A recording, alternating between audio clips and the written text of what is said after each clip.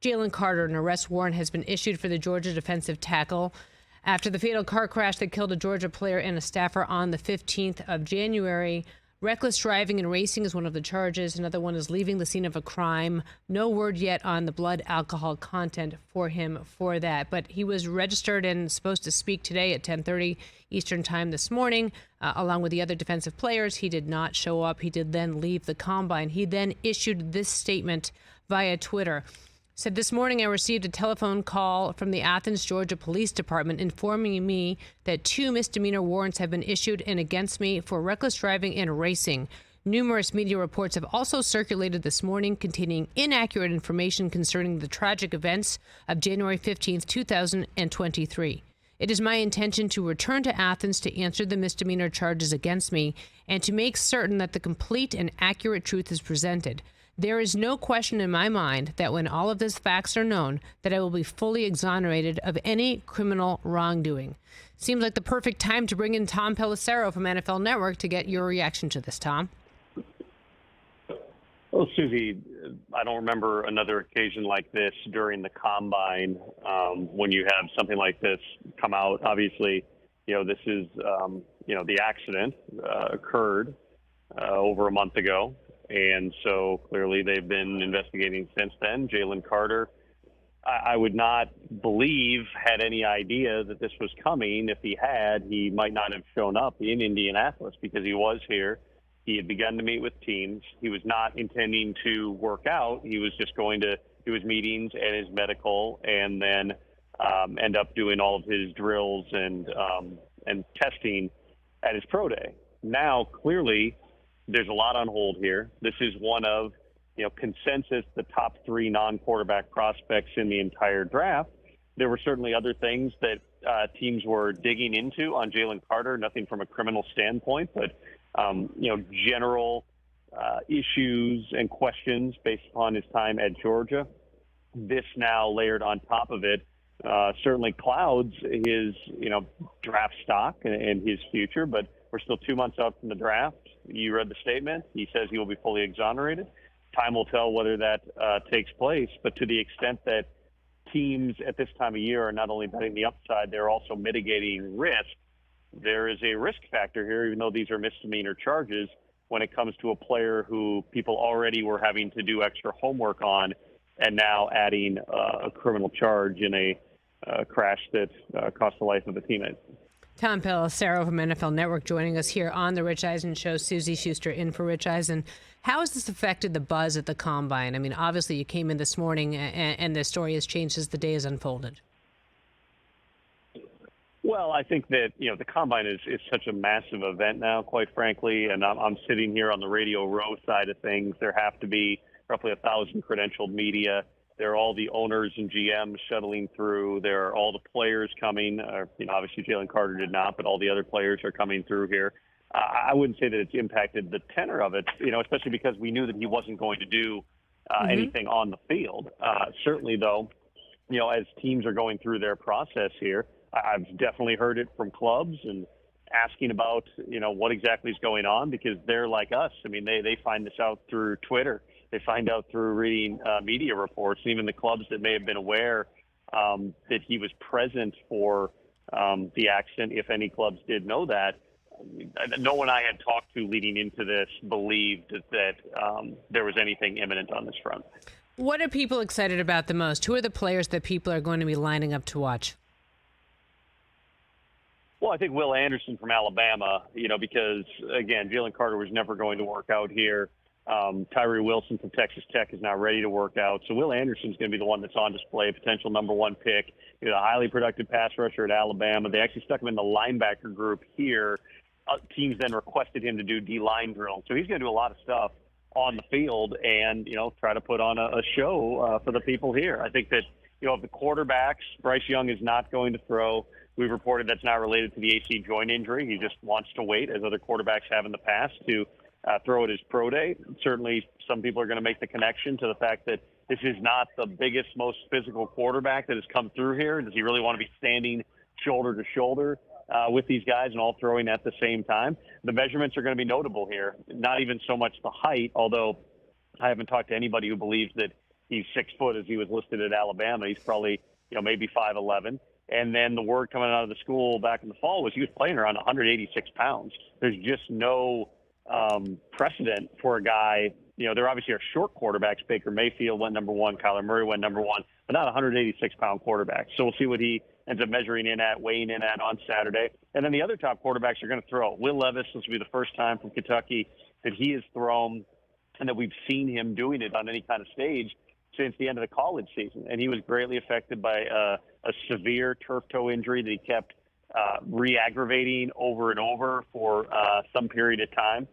He also had a shoulder injury that he was dealing with as well. He didn't go to the Senior Bowl. Basically, the theory was if he just rested it, that would keep this turf toe from lingering, into camp, because these guys in the pre-draft process normally don't get a break. So he's going to throw. C.J. Stroud from Ohio State is going to throw. And then Anthony Richardson from Florida is, maybe one of the biggest stories in this combine and this draft is, as one high-ranking executive put it to me recently, quarterback is not a traits position. In other words, normally teams are not saying, well, the quarterback has the size and the speed, and, we can kind of figure out the rest, even though he wasn't highly productive and a one-year starter and they weren't very good on offense at Florida. Normally you want some type of productivity. This guy's so rare as an athlete, and he plans to do everything, not just throw, but he's going to run the 40 and do the vertical and the broad jump and all that stuff. That's the plan going into Saturday, and we'll see what kind of numbers he's able to put up. Hey, Tom, it's Brockman. How you doing, buddy? I'm great, Brockman. How are you? Good. I just wanted to take you out of robot reporter mode for a second. Just to follow up. Wow, that's cold. No, it's not cold. No, it's not cold. It's not meant to be cold. When Tom Brockman comes on, he's all Super business. Bowl that when I'm on as a guest, I'm boring. And then when I'm a host, I'm a completely different person. Yeah, that's kind of how it works. No, Tom, just a little more loose. What do you want me to do? All right, I'll give you a fun answer. Give me a fun question. No, not just all business. There's like 95% business. You know what I mean? We never said you were boring, Tom. It was just that you don't say hi to us. Also, Tom, when I come, we drink in the studio, so everyone's really loose. I'm half here. drunk right now, TP. So, That's good. All right. I'll try to up it from 5%, 95% business, 5% fun. We'll try to get me out of mullet territory. How about that? Just to follow up on the quarterback, everyone has Bryce Young kind of number 1, head and shoulders, the top of this class. What are the chances? How would you handicap it that coming out of the combine, because he's not working out, that one of these guys, whether it's Will Levis or C.J. Stroud, or there's a lot of buzz on Anthony Richardson right now, what are the chances that one of these guys leapfrogs him after this week? Well, there's going to be more buzz, obviously, because there's nothing Bryce Young can do other than put on weight and maybe measure in a little bit taller, So, yeah, Anthony Richardson, unless he doesn't test like everyone thinks he's going to, he's going to be one of the talks of this whole thing. Will Levis can really spin it. C.J. Stroud's a really intriguing passer as well. There's obviously a history of Ohio State quarterbacks he's going to have to overcome, and teams are going to want to test him and, just to kind of see his football IQ, how he processes, how he reads things, all those different things that you can see on tape, but you want to kind of walk through it with them in some of these meetings. So absolutely, I think that at least from an external perspective, there will be some movement here. But in terms of the actual teams, everything I've heard on Bryce Young is positive, with the exception of the size and the concerns that gives you for durability. He was only hit, I can't remember the exact number. A scout told me the other night. I want to say it was 15 times the whole season. Oh, wow. He still had an AC joint injury on his throwing shoulder that impacted him. But you got to remember, he's playing behind 5 NFL-caliber offensive linemen there. They are dominating at the line of scrimmage. You're going to inevitably get hit more in the NFL. Can he hold up? I mean, in Lamar Jackson coming out, one of the things with him was he was really narrowly built in the lower body. And so people worried with his play style, was he going to get banged up? Well, you can say, well, Lamar Jackson's won MVP. He's one of the most dynamic electric players in the league. Yeah, but 2 years in a row, he's missed December and January. Why? Because of lower body injuries. It was a bone bruise in his ankle, and then it was a PCL injury. In both cases, things that the club was hopeful he'd come back sooner from. It did end up playing out that way. And that's not to, take a shot at Lamar Jackson. It's just the reality that when teams are body typing guys, they want to have comparables. Even Kyler Murray, it's a thickly built, densely built guy. Right. Russell Wilson was a short quarterback, but him and Kyler are both baseball players. Baseball players have some girth to them. Bryce Young, he's a small framed guy, and so it's not like he can just eat 5,000 calories a day and put on 20 pounds here. It's just like he's going to be a smaller type of a player in the NFL, and there's an unknown here just in terms of trying to project that out. How well is he going to hold up? And every team's going to have a different answer to it. Yeah, even Lamar Jackson that you mentioned, he's 6'3", so he's got at least 4 inches on Bryce Young, given that they have kind of a similar frame. Right. And yeah, Lamar Jackson's taller. He's just another kind of thinly built type of a guy. Right. But again, Lamar's a really good player. It's not like it's saying, no, Lamar's not big enough. He's done it. He's shown he can. You just worry about, over the longevity of somebody's career.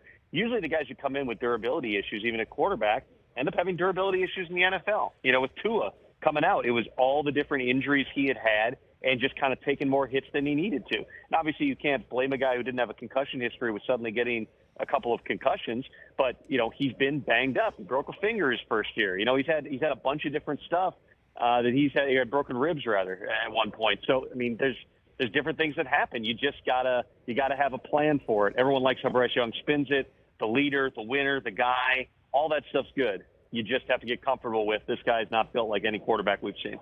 And Tom, you said the magic word, which is durability. I mean, can a guy withstand the hits? And Rich was saying yesterday, well, any conditioning coach is in the back of the room saying I can handle that, but you can only work with what the guy's basic build is. I mean, you can't recreate. You can bulk somebody up if you're a great conditioning coach, and I've seen it happen many times, but you're limited by what you get there in the frame. Sorry, Suzy, the phone was breaking up. Can you repeat that? That's all right. I can move on. I was just basically saying that durability is the magic word there. You know what I mean? Because any conditioning coach can say, well, I can bulk him up or I can work on that, but you're limited by what you get in the frame of a kid.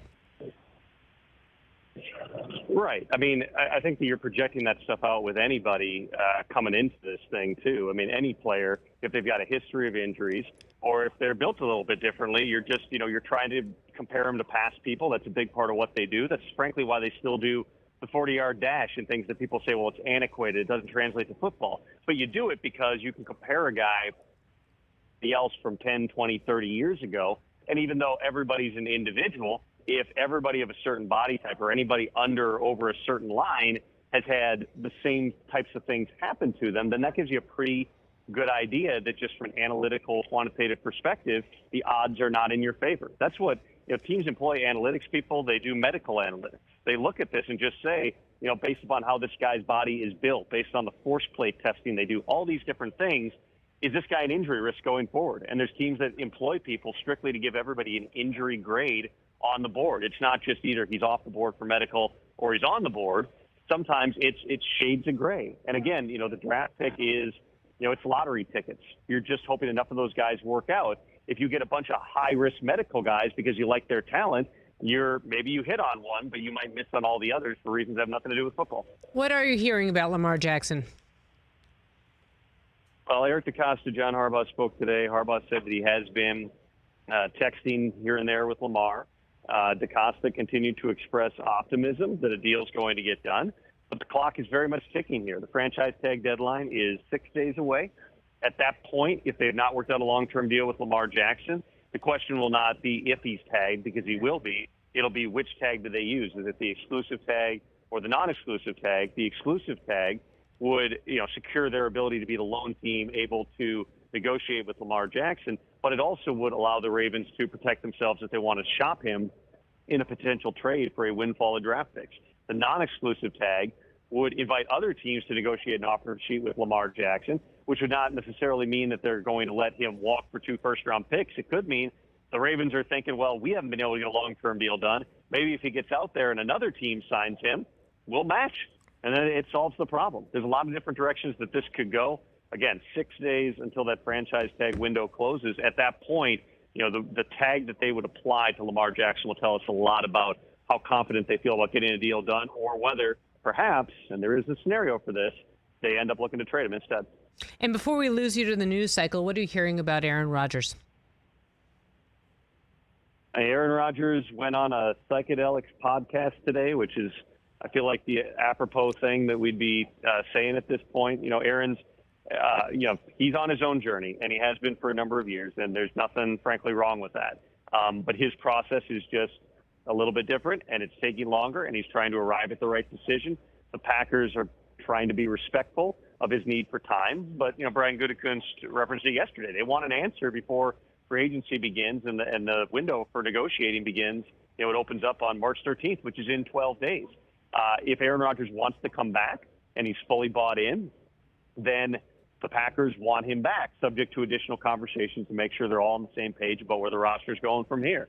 If he says, I want to keep playing, but I want to be traded, then the Packers are open to working with him on it. It's not as simple as, and I've been asked, by many people, well, why don't the Packers just move on? It's because really they can't. He's got $60 million fully guaranteed this year, and he can veto any trade because, number one, he can just say, I'm not showing up. I'd rather retire than go to place X.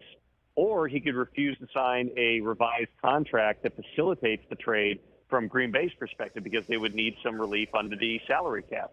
So until he declares his intentions, there's not a lot for the Packers to do other than do what they've already done, which is understand all the scenarios here, evaluate exactly what, you would do based upon what Aaron does.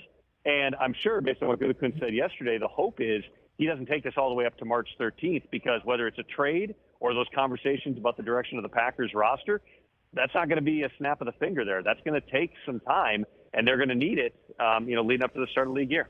Tom, I know the guys think you're boring, but I don't think you're boring. I think you're full of great information. Hold up. No. I know the guys who said you're boring. No. I'm sorry. My point was, on behalf of the Rich Eisen Show family, I'm sorry about that, Tom. That's just not right. That is not true, Tom. All I said to Tom was when he's coming and he hosts the show, so we got to know him. Mm-hmm. And then when he started to come back in, he just was very straight and professional. And we're like, yo, you're one of us now. Just holler They're at us. bummed that you don't say hi to them when you come on the air, Tom. I'm just going to do some family business. They're a little sad. You don't say, hi, Chris. Hi, TJ. Hi, Mikey D. That's it. So next time, maybe hey. You lead me right in on a pretty hardcore question there, Suzy. It's not exactly one I can pivot on. Yeah, see, that's why we weren't going to do this today. A little bit today. of a hard left turn there. We weren't going to do it today, but hard Brockman news jumped background. Hard news background, Tom. I'm sorry. That was never very fluffy. Tom, thanks for your time. Steak and shake or shrimp cocktail? It's, I've had too much of both. Let's put it that way. Next time you're in, Tom, mimosas. Let's do it. See you, buddy. Tom, thanks for your time. See what we can make happen. Fellas, have fun. He'll never come in. Here you go. You got the acknowledgement. Nice. Our guy TP. Catch the Rich Eisen Show every single day on the Roku channel, 12 to 3 Eastern, for free.